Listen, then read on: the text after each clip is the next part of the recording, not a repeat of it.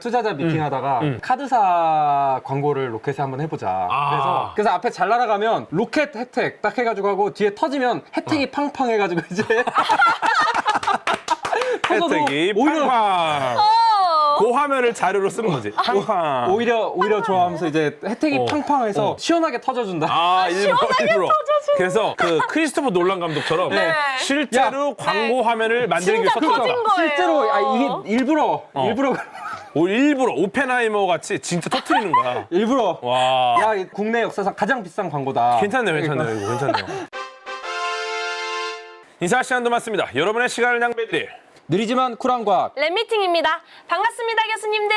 반갑습니다. 그래서 이 큐브이성으로 하는 것들을 좀 정리를 해봤습니다. 좋습니다. 여러 가지 임무들이 있는데요. 큐브이성 예. 하는 사람들도 결국에는 돈을 벌어야 되니까 뭘로 돈 버나 제가 그걸 좀 정리를 해봤습니다. 좋습니다. 세 가지 사진을 지금 준비를 했는데요. 어. 궤도님 우주 하셨으니까. 이거는 뭐 우리가 이제 또 알고 있는 사진입니다. 사실. 이미 다 얘기가 됐습니까? 네, 이거 우리 박재필 대표님이 아이고. 한번 또 하셨는 건데 이거 딱 나서 너무 혁신이었죠, 사실은. 예, 맞습니다. 예. 그래서 지금 첫 번째 사진은 기름 저유고 사진을 찍은 겁니다. 예. 저유고인데 이게 저유고가 뚜껑이 그 위에 이렇게 그냥 딱 덮여 있는 게 아니라 네. 그 안에 에어가 들어가면 안 되니까 그럼 폭발성 유증기가 생기니까 뚜껑이 그 수면 위에 딱 떠 있게 만들고 맞아요. 실을 잘 해놓는 방식으로 만드는데 어. 그러니까 이제 그 저유고 높이를 가지고 이미지를 찍어가지고 맞아요. 기름이 전 세계 산유국들이 밝히지 않는 어떤 기름 지금 소모량이 얼마냐 그렇죠. 런 거 지금 하고 있고요. 음. 이미 이런 정보들을 고급 정보들을 판매해서 돈을 버는 회사들 나오고 맞아요. 그거 하려는 회사 중에 하나가 또 우리 박재필 대표님 박재필 하시는 대표님이 예, 나라스페이스 테크놀로지. 나라스페이스에서 지금 예. 이런 거를 해가지고 지금 얼마 전에 SK증권하고 지금 이걸 협약을 했어요.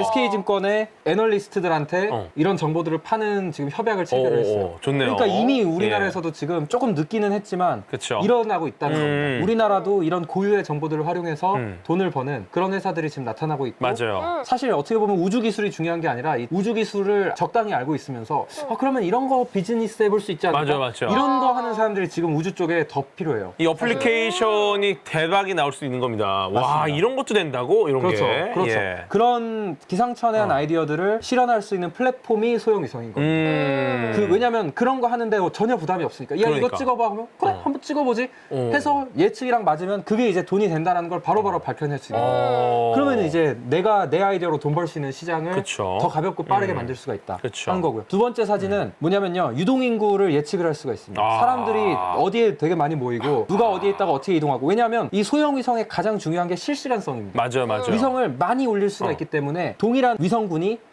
동일한 지역을 여러 번 찍을 수가 있어요. 네. 그러다 보니까 기존에는 여러분 네이버 지도 이런 거 보면은 1년에 한 번씩 업데이트 맞아요. 하면 빠른 거예요. 저도 지금 이제 월세방 옮겨가지고 갔는데 월세방이 지은 지가 얼마 안 돼가지고 네. 흙이에요, 흙. 네이버 지도에 흙이군요. 지도에서는 네. 약간 주소 말하면은 네이버 네. 지도상으로는 약간 노숙하는 느낌. 그렇죠. 그래서 2023년 12월 완공 예정 이렇게 나와 있잖아. 근데 실시간성이 기존 위성의 최대 단점이었다고 하면 소형 위성은 시간의 상도를 높일 수가 있어요. 그러니까요. 그러다 보니까 오전에 사람이 어디에 많았고 오후에 누가 많았고를 알 수가 있다는 겁니다. 맞아. 그러면 짧게는 뭐 거의 막 30분 전까지도 그렇죠. 안다고 하더라고요. 그렇죠. 예. 국토지리원에서 이 네이버 지도를 업데이트하는 주기가 있어요. 와. 그게 지금 1년에 한 번입니다. 그러니까. 그래서 없는 데가 많은데 이거 보시면요. 그래서 위성을 가지고 사람들이 어떤 그런 질감 그러니까 사람 하나하나를 알 수는 없지만 땅이 뭐가 있었던 것 같다가 없었던 것 같잖아요. 이미지 두 개의 차이를 비교할 수가 있는 그쵸. 거죠. 그렇죠. 그러면은 여기에 뭐가 사람들이 많았다가 없어진 거구나. 아니면 여기에서 지금 뭔가 많은 행사가 일어나고 있구나. 이런 걸 가지고 어디에서 셀룰러 소모량이 많아지겠다. 어디에서 인프라를 더 투자를 해야겠다. 장기적으로 여기가 지금 교통 체증이 심하기 때문에 여기에다가 지금 인프라를 더 확충을 해야겠다. 이런 의사결정을 하는데 위성 정보를 쓸 수가 있습니다. 이거 뭐 놀이공원 갈 때도 그렇죠. 오늘 가야 되냐 말아야 되냐. 뭐 그런 것까지 알 수도 있는 약간 거죠. 로또잖아, 로또. 오늘 비가 살살 온다. 오늘 가면 사람 없을 것 같아.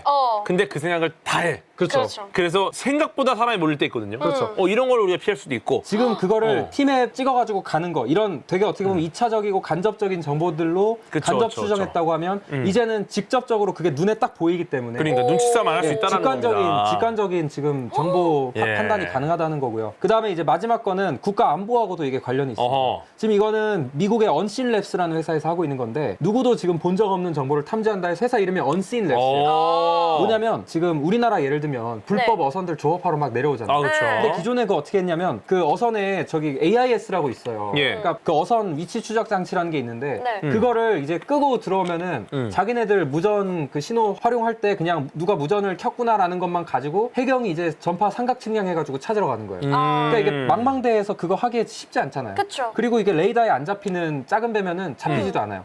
그러니까 이런 거를 이제 어떻게 해야 되겠냐. 그래서 전파가 한 소스에서만 탐지를 하면은 얘가 그냥 전파가 들어온다는 것만 알 수 있지만 예. 이런 위상 배열 안테나를 달고 있는 위성을 여러 개를 우주에다가 올리면은 그 전파 발신원도 삼각 측량을 할 수 있어요. 개별 전파 발신원을 캐리어 시그널별로 다 삼각 측량을 할 수 있어요. 예. 그러면은 예를 들면 이런 의사 판단할 수 있죠. 얘는 AIS는 안 잡히는데 전파는 오네? 그럼 얘는 뭔가 캥기는 일을 하고 있다는 거죠. 그쵸. 그럼 이제 거기 잡으러 가는 거예요. 그런 식으로 이제 국가 안보에도 지금 기여를 할 수 있어요. 약간 정체를 숨기려고 하는 애들을 잡아낼 수 있다. 왜냐하면 자기들끼리는 어쨌든 교신을 해야 되니까 그러니까. 프리퀀시 주파수 수입을 딱 해가지고 얘는 이 주파수 쓰는 애인데 AIS는 안 켰네? 그러면 이제 뭐야 한번 가보는 거죠. 수상한데? 하는 거죠. 근데 이거를 하려면 지금 위성이 한 대가 그 수입할 수 있는 주파수의 개수도 정해져 있고 한 번에 탐지할 수 있는 발신원의 개수도 정해져 있기 때문에 절대적으로 위성의 수가 많아져야 돼요. 그러니까 소형 위성이 위성의 수를 늘리기에 저렴하게 많이 늘리기에 좋으니까 이런 비즈니스를 하기에도 제일 안성맞춤이에요. 약간 거대한 위성이 하기에는 애매한 일들을 다 주워먹을 수 있겠네요. 그렇죠. 그런 게 굉장히 많죠. 야, 네. 이거는 진짜 무궁무진하죠. 맞습니다. 예. 그래서 이제 그런 거를 하는 게 지금 소형 위성이고요. 아까 항성님 질문이 하나 있었는데 그 큐브 위성에 들어가는 건 전부 이제 스페이스 퀄리파이드냐? 스페이스 퀄리파이를 해서 올라가는 부품으로 처음에는 다 채우는 게 보수적으로 접근하는 경우가 첫 번째 발사할 때 무조건 성공해야 되니까 그렇죠. 스페이스 퀄리파이된 제품으로 올리고 그 다음에 이제 큐브 위성이 공간이 그래도 안 남지가 않기 때문에 지속적으로 올려줘야 되기 때문에 올리는 것 중에 일부분 아니면은 뒤에 섀도우 모드로 백업 모드로 이제 자기네가 만든 부품들 하나씩 올려보는 거예요. 슬쩍 껴갖고. 슬쩍 백업 모드로 딱 네. 올려가지고 처음부터 도전적인 것만으로 만들면 영원히 성공 못할 수도 있으니까 진짜 미션의 중요한 것들은 임무가 이미 프로븐된 걸로 쏘고 그 다음에 이제 거기다가 마치 그 시간장에 물 부어가지고 이제 간장 증식시키듯이 거기다가 이제 내가 만든 그 부품들 올리고 해가지고 점점 이제 계속 국산화를 점진적으로 할 수가 있는 거예요. 이게 그렇게 갑니다. 끼어 팔기 가는 겁니다. 끼어 그렇죠. 팔기. 예. 그러면은 우리가 그렇게 증식을 해가지고 우리 기술을 우리나라에서 증식을 시켜가지고 이걸 또 팔 수 있게 되는 그렇죠, 거예요. 그렇죠, 그다음 그렇죠. 뭔가 큐브 위성 하기 제일 좋은 나라들이 실은 뭐 미국이나 이런 선진국들도 좋지만 우리나라에서 지금 마중물을 정부가 굉장히 많이 부었기 때문에 이걸 팔 건데 어디다 팔 거냐 하면 신흥국들이 저는 굉장히 가능성이 있다고 맞아. 봅니다. 지금 안 쏜 나라가 훨씬 많잖아요. 안 쏜 나라가 훨씬 많고 예. 걔네들도 이제 막 자기네들 우주 프로그램 시작하려고 하는데 미국은 아이타 이런 거 걸려 있어서 안 줘요. 역차별인 거죠. 미국 오히려 못 팔아요. 미국 기업들이 울상이에요. 왜냐하면 야 유럽 나라도 지금 다 팔고 있고 한국도 지금 발사체 만들어서 위성도 올려주고 해서 기술 이전도 하고 돈도 벌고 이렇게 하겠다는데 미국만 아이타 때문에 못 팔아요. 그러니까 이게 오히려 우리나라한테는 기회인 거예요. 오히려 고맙네요. 오히려 왜냐면 누리호 지금 올라갔죠. 소형 위성들 막 올라가고 있죠. 네. 지금 우리나라가 국산화 잘하면 예를 들면은 동남아의 신흥국들 있죠. 우리나라를 굉장히 지금 우호적으로 잘 관계 예, 개선하고 예, 있는 예. 나라들이 있는데 지금 이 나라들이 위성을 하려고 해도 큰 위성 처음부터 시작하기 쉽지 않잖아요. 맞아요. 그렇죠. 그리고 이 국토가 되게 섬나라들이기 때문에 국토 자원 관리하기 쉽지 않을 거예요. 그러니까 오히려 이 나라들이 위성에 대해서 굉장히 지금 절실하게 생각하고 있고 제가 볼 때는 만약에 우리나라 국제 협력을 시작할 때 어디부터 할 거냐 그러면 저는 동남아. 네. 이거는 무조건 동남아가 또 K-팝의 또 성지 아닙니까? 그렇죠. K-팝이랑 연결해서 발사체에다가 K-팝 아이돌 이름을 넣어야 돼. 네, 저기 부승간 로켓. 부승간 1인부터 약간 부스터 느낌 나잖아. 그렇죠. 세븐틴 부승간 로켓. 그렇죠. 그러면 발사체 왜 하냐? 문제는 이겁니다. 이게 최근에 굉장히 다양한 아이템으로 하겠다는 사람들 많아지고 있는데 발사체가 일론 머스크가 100대 쐈으니까 충분한 거 아닙니까? 사람들이 이렇게 얘기하거든요. 네. 근데 일론 머스크의 로켓이 제일 싼 건 맞아요. 구할 수만 있다면. 펠콘 9 타고 갈 수 있습니다. 공간을 쪼개 팔기 때문에. 근데 예. 문제가 있어요. 이게 지금 스페이스X 홈페이지에서 라이드쉐어 미션 버튼 누르면 네. 지금 오늘 네. 계약할 때 그러면 언제 지금 쏠 수 있냐? 그러면 2025년 10월에 쏠 수 있습니다. 그리고 그 공간도 이게 무조건 내가 1kg만 살 수 있는 게 아니라 네. 라지, 사이즈 엑스라지네요. 엑스라지로만 사야 돼요, 지금. 아니 나는 라지 입는데 엑스라지밖에 안 되면 이거 어떻게 하는 거야? 아니, 어떡하냐, 지금. 그러니까 스페이스X는 발사를 지금 미션 100개를 케어하고 그 미션 100개당 위성이 또 100개가 실리잖아요. 그러니까요. 그러니까 딱 배짱이 있는 거죠. 우리보다 지금 빨리 싸게 할 수 있는데 있으면은 거기 가서 하시라고. 그렇게 하는 거예요. 네가 알뜰 배달이야 누가 그렇죠. 봐도. 아니, 야, 싫으면 쏘지 마. 1년 6개월 이상 발사가 밀려 있고요. 그러니까. 근데 이게 잘 생각해 보시면 궤도님이 지금 네. 위성 사업하는데 내가 위성 지금 100개 올려야 되는데 네. 근데 지금 100개를 1년 6개월 뒤에나 내 첫 번째 배치를 올릴 수가 있고 아니 1년 6개월 뒤에 지금 사업을 내 내가 1년 회사가 6개월 어떻게 뒤에 될지도 시작할 수 모르는데. 있어요. 사업을 내가 1년 6개월 뒤에 시작할 수가 있고 그마저도 엑스라지 몇백 킬로그램을 통으로 사서 네가 뭐 나중에 쪼개 팔든 어떻게 하든 알아서 해. 이렇게 돼야 되는 거예요. 필요한 건 짜장면 한 그릇인데. 필요한 거는 나는 100kg짜리 위성 한두 개만 올리면 되는데 그러니까. 엑스라지 스팟을 사야 되는 거예요. 갑자기 패밀리 세트로 그렇죠. 해서 6개씩 팝니다. 이래갖고 한 번에 30만 원 결제하라는 거야. 나는 지금 짜장면이 하나 먹고 싶은데. 그렇죠. 이러면은 배달비를 좀 더 내더라도 한 집 배달 시켜야 됩니다. 그쵸. 그리고 예. 이게 싸지 않아요. 스페이스X가 싸다고 하는데 아까 말했듯이 이런 이유로 싸지 않아요. 왜냐하면 엑스라지 스팟을 제가 다 살 수 없잖아요. 그러니까 이 중간 마켓이 있어요. 뭐냐면 예. 이 엑스라지 스팟을 자기 돈으로 사서 인공위성들한테 파는 거예요. 묶어서 위성 하나하나 분리해주는 소규모 분리장치들을 만들어서 그걸 소분해서 판매해주는 업체들이 있어요.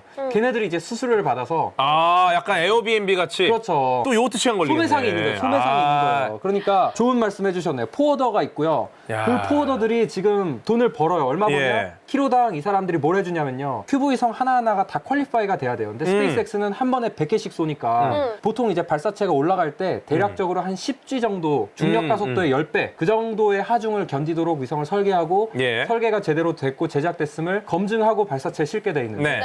그 검증을 스페이스X는 1.5배를 요구해요.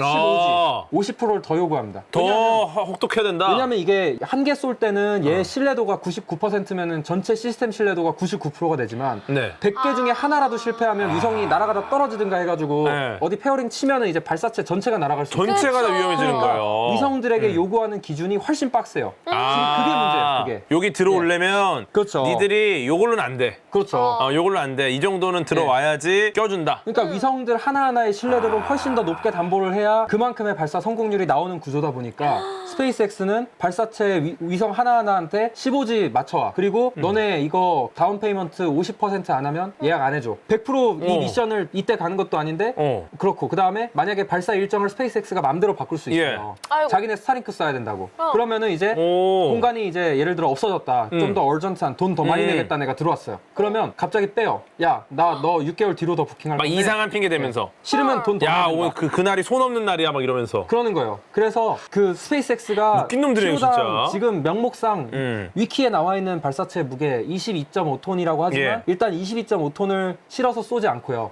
대부분의 발사가 평균 12톤 정도 쏘고 있는데 네.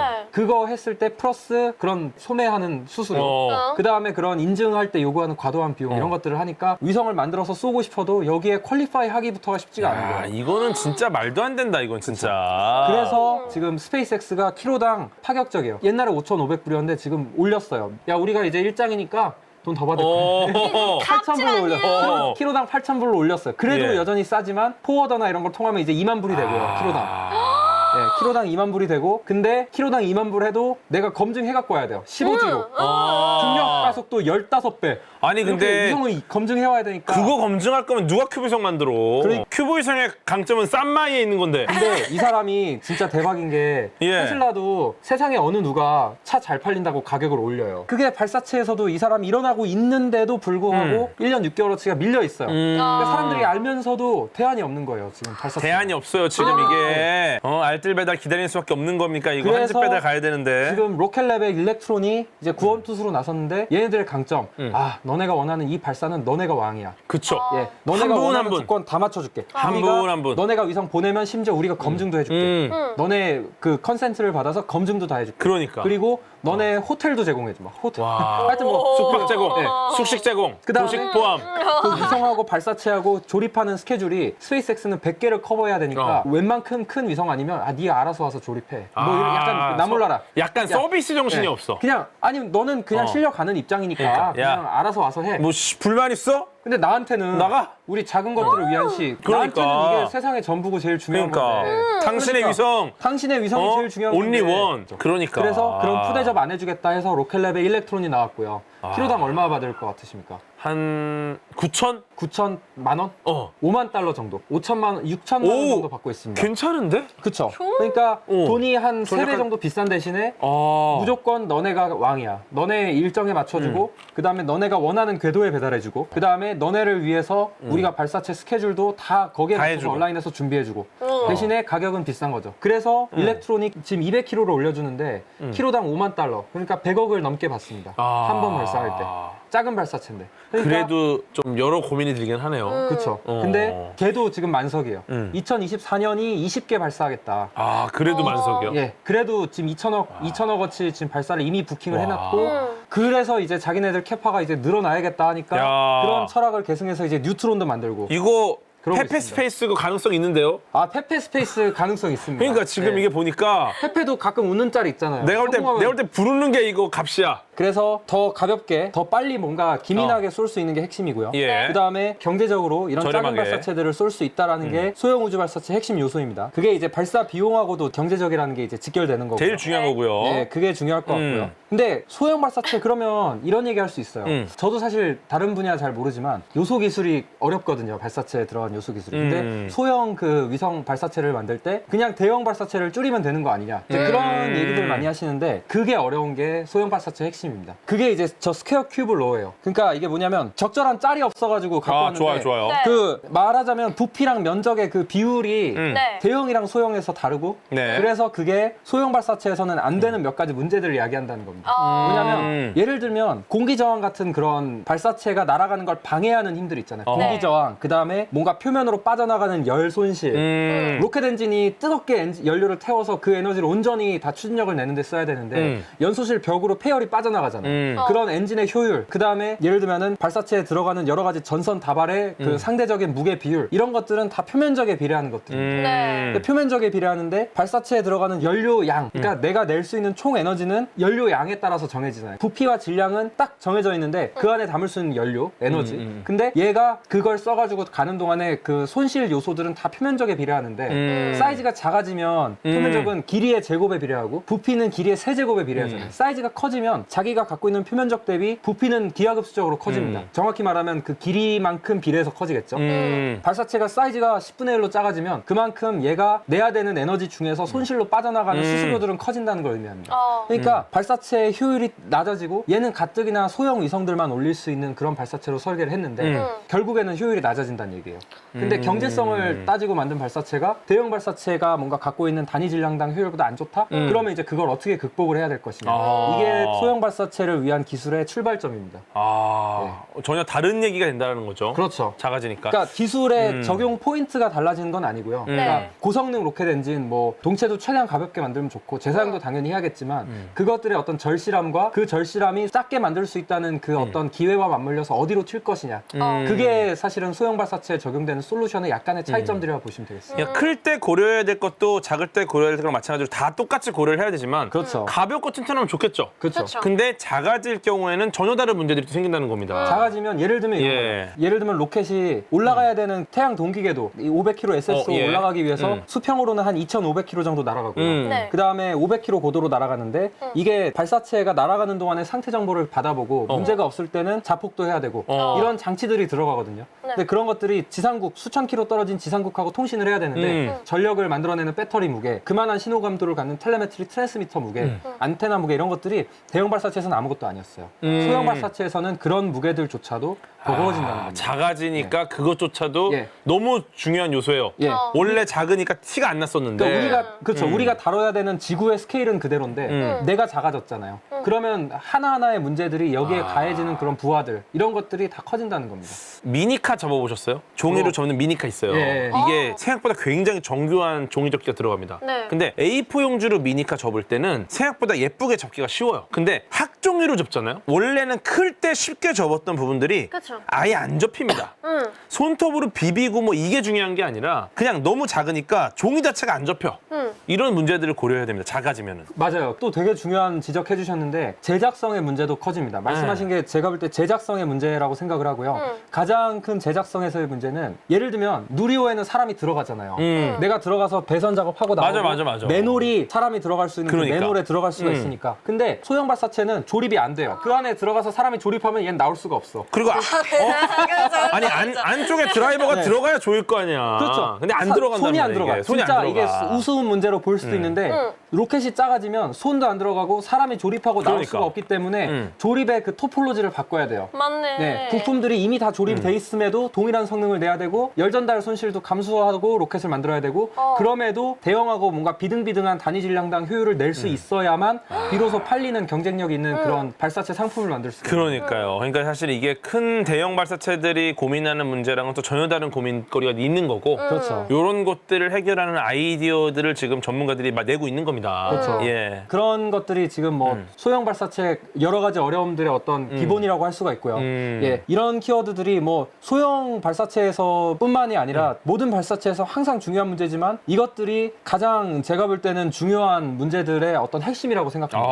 로켓 엔진을 어떤 걸 쓸 거냐, 그리고 로켓을 어디에서 도대체 가볍게 만들 거냐, 그리고 소형 발사체가 아까 말했듯이 연료는 조금 싣고 가야 되는데 재사용할 돌아올 만한 연료 싣고 가야 되는데 가뜩이나 또 연료가 부족하다고 했잖아요. 예. 네. 그러고 착륙할 만한 연료는 또 많이 필요하고 왜냐하면 로켓이 감속이 잘 안 돼요. 효율이 낮으니까. 그러니까 그러면 도대체 그런 연료는 어디서 충당할 거냐. 그러니까 이런 문제들의 난이도가 훨씬 더 올라가고요. 그다음에 소형 발사체는 누리호 쏘는 데서 쏠 수 없는데 이건 어디서 쏠 거냐. 발사장도 고민이고. 그런 것들이 저희가 풀고 있는 뭐 기술적인 그다음에 행정적인 문제의 거의 전부라고 보시면 돼요. 그래서 야, 이런 것들 지금 해결이 되고 있는 거죠? 예, 뭐 지금 그런 걸 개발을 해서 이제 올해 상반기에 국내에서 이제 발사를 하려고 저희는 하고 있고요. 아, 기대가 됩니다. 여러분들도 이거. 그 제주 여행 많이 오시는데 네. 제주에서 여행 오실 때 마침 발사할 수도 있습니다. 발사 궁금하시면 보러 오셔서 해안가에서 저희는 발사를 할 예정인데요. 야, 이거는 재밌겠는데 진짜. 발사를 한번 보시면 저는 발사를 국내에서 하고 싶은 가장 큰 이유가 제가 캐나다에서 살 때 플로리다에 발사를 보러 한번 갈 기회가 있었어요. 네. 스페이스X에서 재사용할 때는 아니었고요. 발사를 했는데 그때 그 플로리다 그 코코비치 근처에 어허. 그 사람들이 다 앉아가지고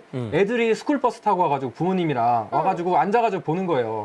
근데 진짜 이 로켓이라는 게 소형 발사체가 비행기 날아가는 것보다 안 시끄러워요. 근데 로켓이라는 건 눈앞에 있었던 얘가 진짜 공간으로 수직으로 이렇게 꽂혀서 저 공간 깊숙한 데로 박히거든요. 맞아요, 네. 맞아요. 여기 눈앞에 있었는데 저 하늘 깊숙한 곳에 박혀있는 그걸 보잖아요. 그러면은 다른 건 할 수가 없습니다. 그거를 애들한테 꼭 보여줘야 된다고 생각해요. 이걸 한번 보면은 그때부터 이제 삶의 방향이 바뀌는 거예요. 발사체에서 해야 되는 문제들 구체적으로 이것들입니다. 일단 첫 번째로 기체 구조인데요. 가볍지만 압력에는 강한 기체를 도대체 어떻게 만들어야 되겠냐. 뭐 어허. 이겁니다. 그러니까 로켓은 날아가는 동안에 공기저항이 로켓을 이렇게 앞뒤로 찌그러뜨리려고 하고요. 예. 그다음에 사실 그거보다 센 힘인데요. 로켓 춘제 탱크에서 연소기로 로켓 엔진으로 춘제가 들어가야 되기 때문에 터보 펌프에 필요한 압력을 줘야 되고 혹은 가압식 엔진인 경우에는 연소실에 바로 필요한 압력을 만들어줘야 되기 때문에 예. 그 수십 톤, 수백 톤의 힘을 이렇게 견딜 수 있는 탱크를 전체 연료 무게의 10%로 만들어야 됩니다. 이제 그런 과제가 있는데 사이즈가 작으면 훨씬 더 이제 그걸 하기가 어려워진다라고 이제 말씀을 드릴 수 있을 것 같아요. 당연히 어려워질 것 같은데. 로켓랩이라고 이제 뉴질랜드에서 로켓을 만드는 회사가 복합제로 만들었는데 그러면은 페리지가 다른 건 뭐냐? 복합제 이미 뉴질랜드가 만들었는데 예, 예. 네. 국내에서 수급 가능한 소재로도 복합제가 초저온을 견디게 만들 수 있냐? 어. 그게 가장 큰 뭐 어려움이었고요. 그러니까 뭐 예를 들면 남들이 똑같이 만들었다고 해서 이미 그 인류 공통의 기술이 되는 건 아니에요. 그러니까 그게 로켓 기술이기 때문에 국내에서 조달 예. 가능한 소재와 레시피만 가지고 과연 초저온에서 견딜 수 있는 소재를 만들 수 있냐. 그다음에 저희는 산화제뿐만이 아니라 연료도 초저온이에요. 그러면 연료 탱크도 초저온 복합제를 써서 만들 수 있냐. 그리고 2단 같은 경우는 저희는 성능을 높이기 위해서 탱크 압력을 더 높게 만들었는데 그 탱크 압력이 로켓랩이 만든 거에 5배, 6배 가까이 되거든요. 그러면 그 압력에서 견딜 수 있냐. 뭐 이런 것들을 지금 풀기 위해서 만들었고요. 우리나라만의 어떤 독자적인 기술이라는 거죠. 그렇죠. 국내에서 수급 가능해야 이게 한두 번 쏠 게 아니니까. 맞아요, 맞아요. 그러니까 국내 협력 업체들하고 같이 이건 개발을 해야 되는 거고요. 한우입니다, 한우. 그래서 이런 엔진 접근 전략, 고체 로켓 쓰겠다는 것도 있고 액체 로켓도 있고요. 있고요. 아하. 그다음에 이거 두 개 섞어서 하는 하이브리드 로켓도 있습니다. 아, 그렇죠. 결국에 로켓 엔진이 하는 거는 로켓 엔진은 열 에너지를 운동 에너지로 변환하는 거예요. 그쵸. 그러니까 열 에너지는 분자들이 가지고 있는 무질서한 운동이잖아요. 무질서한 운동을 가지고 있는 분자들을 한 방향으로 정렬시켜주는 게 액체 엔진이든 고체 엔진이든 그 노즐이 하는 일입니다. 그러니까 기강을 딱 잡아가지고 한 야, 줄로. 너 야. 막 이러고 있는데 이쪽 방향으로 대부분 이쪽 방향으로만 흘러. 그죠, 그렇게 항목으로 하는 게 딱 쳐갖고. 하는 거고요. 근데 그 연소실에 그 가스의 그 방향을 정렬해주기 위해서는 유체에서 항상 치러야 될 대가는 압력입니다. 사람들한테도 압력을 가해야 이제 움직입니다. 맞아요. 그럼 좀 압력을 가해야 압력을 말을 행사해야 들어요. 되잖아요. 말씀 딱 그대로 분자들의 운동을 정렬하기 위해서 우리가 지불해야 되는 비용은 압력이에요. 그렇죠. 그거를 지금 로켓 엔진에서는 연소실 압력으로 이제 만들어 주는 건데 그거를 이제 공포의 까만 가방 저기 그 터보 펌프 우리 최창호 박사님께서 하셨고요. 예, 이미 하셨죠. 예. 타워 펌프에 대한 이야기. 그 실은 저희도 터보 펌프를 쓰고 있고 그래서 최 박사님한테서 터보 펌프를 제가 배웠었고요. 예. 그래서 저희 발사체에 공포의 검은 가방 펌프가 이제 들어 있습니다. 그렇군요. 그렇게 또 이어지고요. 예. 그래서 이제 터보 펌프를 쓸 것이냐 아니면 최근 스타트업들 트렌드는 이 터보 펌프는 최 박사님이 설명 너무 잘해주셨지만 이게 한마디로 얘기하면 어렵다요. 그냥. 쉽지 않죠. 터보 굉장히 펌프가 제일 어렵죠. 어렵다. 맞아요. 공포의 검은 가방이 제일 어렵다. 그쵸. 이러기 때문에 이거를 피해가자 해서 전기 모터를 가지고 돌리면 어떻겠냐.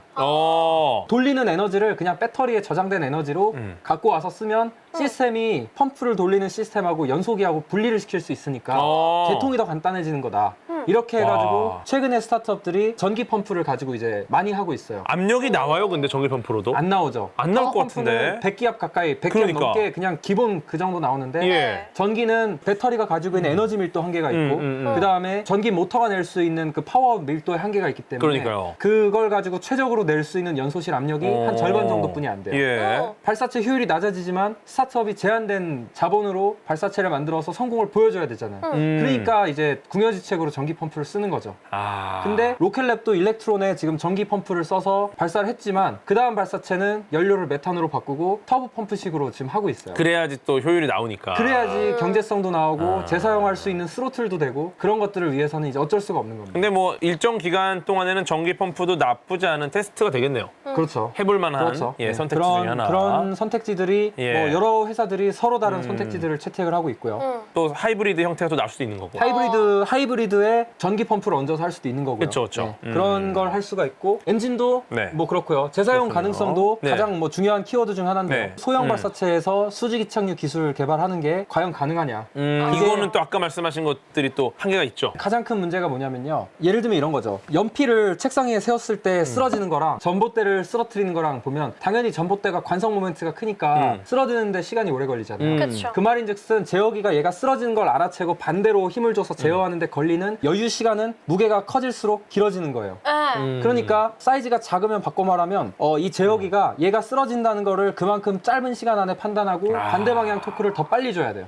맞아. 사이즈가 작을수록 제어하기가 훨씬 더 까다로워집니다. 그리고 아까 말했던 표면적 문제가 또 나오는데요. 네. 발사체가 외란을 견디면서 착륙을 해야 되잖아요. 네. 공기저항, 엄청난 공기저항과 열을 견뎌야 되는데 그게 대형일 때는 자기 몸빵으로 무게가 있기 때문에 견딜 수가 있는데 소형일 땐 표면적이 커지기 때문에 그것 때문에 그 외란에도 더 취약해집니다. 그러니까 그 제어 전달함수의 외란으로 들어오는 텀의 크기도 커져요. 그럼 제어기의 그 설계 여유를 확보하기도 힘들어집니다. 예를 들어 우리가 그냥 뭐 비치 발리볼 같은 것도 치기 좋잖아요. 예, 내가 그쵸. 느리고 천천히 내려오고 때릴 때도 많고. 그렇죠. 근데 골프공은 사실 치기가 굉장히 어렵습니다. 그럼요. 작아졌고 빠르고 금방 떨어지고 이런 것들만 봐도 야 작아지면 쉽지 않겠다라는 생각이 좀 들고. 네. 이제 저희는 제주에서 쏘기로 결정을 했는데 그렇죠. 그 과정이 문제가 많았습니다. 예. 이제 그런 최적의 환경이 어디냐. 또 우리가 소형 발사체면 발사할 때 캠페인 비용도 대형 발사체는 수천억 비용이 들어가는 그런 임무니까 그거를 이제 비용을 이만큼 할당할 수 있는 그 파이가 크지만 소형 발사체는 저가 항공이잖아요. 그러니까 여러분 저 묻지마 등산 이런 거 가보셨어요? 묻지마 등산? 묻지마 등산이 뭐예요? 묻지마 등산 이런 일단 거 등산도 안 가보긴 했지만.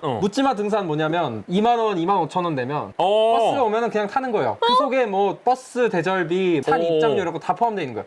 그러니까 되게 작은 비용으로 진짜 이 발사를 다 해결을 해야 되는 약간 거예요. 패키지 패키지로. 여행이네요. 산에 묻지마 등산 아닙니까? 이 산에 나를 안 묻지마. 가보셨구나. 아이, 어. 제한된 그 발사 비용 내에서 해결을 하기에 과연 그런 인프라들을 구축을 할 수 있겠냐. 그런 것들이 이제 뭐 지난 5년간 해결해왔던 가장 큰 이슈입니다. 아니 그러면은 뭐 예를 들어 뭐 5억 줄 테니까 발사, 묻지마 발사 부탁드립니다. 이러면 그냥 이거면은 1단까지는 가겠는데 가다가 중간에 꺼.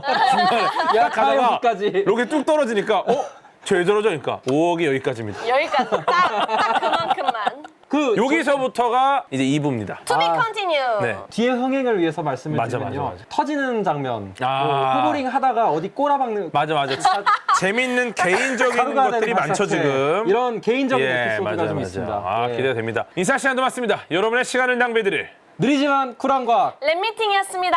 감사합니다, 교수님들. 감사합니다. 그걸 이제 검증을 이거 하는 게 임무가 될것 무조건 같아요. 아이돌 넣어야 돼요. 뉴진스 로켓 올라가면서 이렇게 막 이렇게 올라갈 때 노래도 공연하고 노래도 발사 라이브도 케이팝 틀고 막 카운트다운도 직접 뉴진스가 하는 거예요. 그렇죠. 좋은데요? 그렇죠. 민지가 안 돼! 그런 얘기 하지 마! 그런 얘기 하지 마. 이거 안 돼. 이렇게 하는 거야. 네, 민지로켓 발사! 잘 되면 계속 민지로켓. 네. 터지잖아요? 바로. 네, KSMJ1호. 훌륭한 시도였습니다. 이렇게 하는 거지.